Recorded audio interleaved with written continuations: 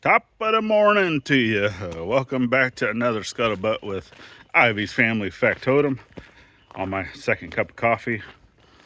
And man, it is a wet day. And back here, been working on a little DIY project. Haven't been recording nothing, but well, I can go over here and I'll kind of show you. So one of the last videos that I talked about with the fencing that we're going to be doing, right? It's all the high tensile strength wire. So that's the wire that we got from Kevin and Jamie over at O'Rourke's Littlefield. Thank you once again, y'all, for that. It's greatly appreciated. So we're going to be utilizing some of that. We're also going to have to get another spool because we have two areas that we're going to fence off with that wire, and that's not going to be enough. Well, I also don't want to tie that into knots when I'm trying to unspool it. So I'm actually making myself a little DIY wire Jenny, whatever you want to call it, Jenny, a wire Jenny. So it's basically something that spins and kind of helps you unspool the wire. It's still a work in progress, right? And then we also have shown y'all, so it's the video that came out this morning for the second part of the house and some of the updates, things that we needed to do for that. And yep, that's already here and back of the truck. We still got to get that unloaded. Try to walk across all this clay without busting my butt. So let's get over here and kind of talk about, so we had some people saying, hey, the house being on blocks, asking, hey, is this on concrete? Is it on dirt? Is it on rock? Like what's going on with that? So I know that there's going to be folks, right, that watch us from all around the world. Thank you for being here to support us. We greatly appreciate you for being here. And if you're new here, we gladly ask that you hit that subscribe, share us out, hit the like button. It's greatly appreciated. And yeah, so I'm gonna get over here to the house. So it should be this Wednesday that they're gonna be coming to finish up the ends, right? Getting all the siding and stuff put on. And then we're still actually waiting to get the wire. So I need, it's a little over 40 feet. So, but the smallest amount I can get was 50 feet of, it's the 4-aught, right? So the aluminum wire, service wire, it's a 40404020. So it's 4 wires to be able to go from here to there, right? And it's all in like a poly sleeve, so it can be directly buried. I don't need any conduit and stuff, but it'll go basically underneath this, down a foot at least, probably 2 feet. I'm probably gonna go down 2 feet just to be safe, and then come back up, because we don't really have to deal with a whole lot of ground freezing around here. I mean, we do, but it's between 10 to 14 inches, right, that our ground will freeze. So it's not too bad. And it's normally only like 1 month out of the year, so not too worried about that. Now, house. So if you look, yes, everything's on blocks.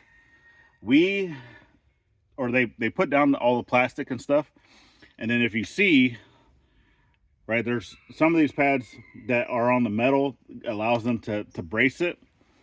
And then some are on like the plastic pad, like that. And what that does is it helps distribute the weight of the house. Well, they put these every about 8 feet, give or take, right? And then in the corners, it has strapping that goes down, and then that's like a giant auger that is actually secured down to the ground. So kind of the same thing, if you ever to see like a power pole, right, that has the guy wire that comes down. So that guy wire is connected to a big rod like this, right? And that has a giant auger attached to the end of it, right? And it helps hold that down to the ground. Helps the pole, right? So they kind of do the same thing with this. So it's comes in and everything's attached to the ground. Now there's one on every corner. Now, can we add more of those? Sure, I can always go through. For them, it's the minimum is the 4 corners, right? Now I can always come back. I can add as many of those as I want, to kind of help with holding this down during heavy weather events. But that's what that's for, right? So if we were to have a tornado or anything come through the area, it's supposed to help hold the house down, right, to where it doesn't go anywhere, so it's not falling off the blocks, it's not doing anything. Now, it doesn't matter what type of house you got. I mean, yes, I understand that the technology is out there, that they're making homes that can withstand F4, F5 tornadoes, right? But not many.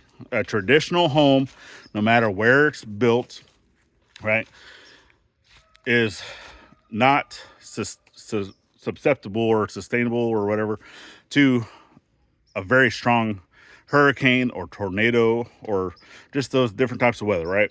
I mean, you have fire and brimstone, you have earthquakes, you have all these things, right? All that stuff that can hurt a house, okay? These are no different, okay? Now, our house pad that we had is we came through, it's a shell and clay mixture, right? That way it helps compact. So we had the dozer guy come in and take care of that, flattened it down really well. And then after that was done, and it helps compact it, right? With the clay content, it helps compact it. And then we came back on top of it with, and I did videos of all this, right? So I know people have seen it. So we came back on top of it with, this is called SB2. So it's basically a road base. It's what they use on all of our county roads. And that actually has the granite type rocks, and it has fines, right? It has all the fines in it from whenever all those rocks are going through the crusher, and those rocks have that powder in there. So as this gets wet, and it's gotten wet, right, before the house came, that is almost like a concrete, and it actually hardens, right? So as it goes through and gets compacted and all those things, which we came over here, with equipment and stuff, with the tractor, right, going back and forth. I did it with the truck, did it with the Jeep, just sitting there going back and forth on it, getting it all compacted down. And it definitely helped. Well, they came in here, and those guys that set up the house are like, man, we've seen much worse pads than this. And they still set the houses on it. So we are not too worried about it. If there is any type of settling, with the pad, you can always come back through, because as you can see, right, on top of all of the piers, it has a piece of wood, right, a shim.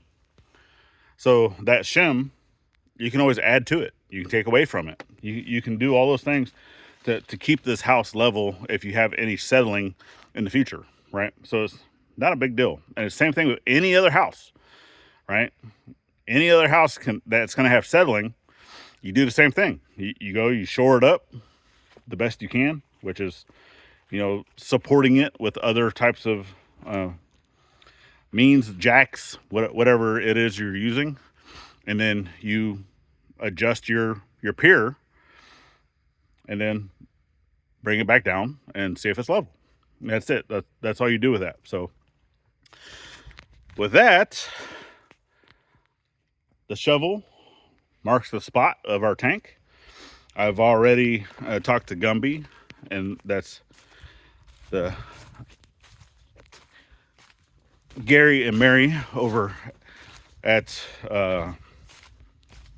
I'm brain farting right now, at the Gymstead, right?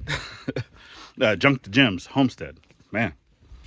But yes, I'd already talked to him, and we're getting on their schedule of being able to get the backhoe over here, right? So, and with that, because we have to go with other folks, because I don't have a trailer that can move that backhoe. Gary doesn't have a trailer that can move that backhoe, so we have to reach out to other folks, right? And they're fine with moving it, but they're saying, hey, if you can just throw us like $200 to help with cost of the freight, wear and tear on the truck, the trailer, fuel type things. I'm like, all right, that's fine.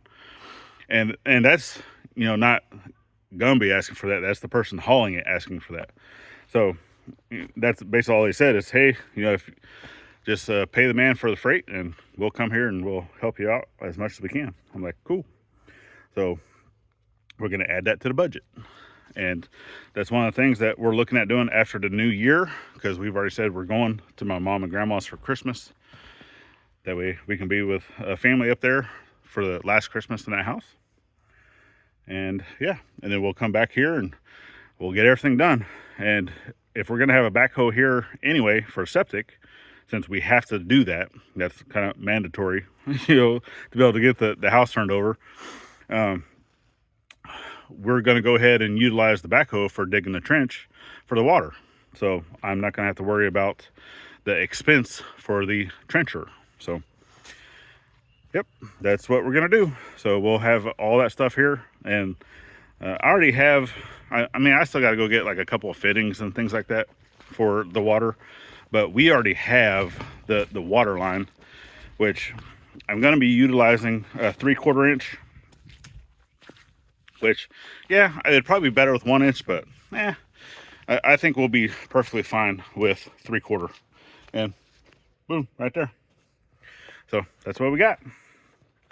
And it should be plenty to get all the way down there, because it was a 300-foot spool. I've only used maybe 80 feet, maybe, give or take. So should be plenty. I should have a little over 200 feet left. So all right, well, we definitely thank y'all for following in on our journey, helping us grow, sharing this out. It's greatly appreciated. One step closer to getting this into the ground. But hopefully y'all have a great holiday, and if we haven't seen you by then also have a good new year. And remember to always thank a veteran every chance you get, not only on Veterans Day. We'll see you on the next one. Later, y'all.